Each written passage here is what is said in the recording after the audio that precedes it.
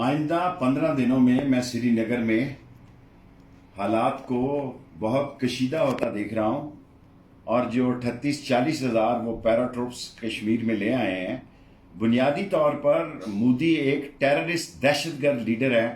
جس نے 300 کتنے ممبر ہونے کے باوجود بھی ایک مسلمان کو سیٹ نہیں دی اور کسی مسلمان سے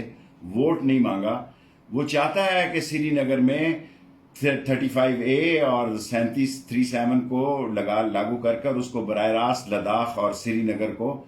اپنے دہلی کے اندر لے آئے۔ یہ بات کشمیریوں کو کسی طرح پر قبول نہیں ہوگی۔ یہ اسرائیلی سٹائل کا ایک سٹرکچر لانا چاہتے ہیں مودی صاحب، اور سب سے بڑی تکلیف ان کو عمران خان اور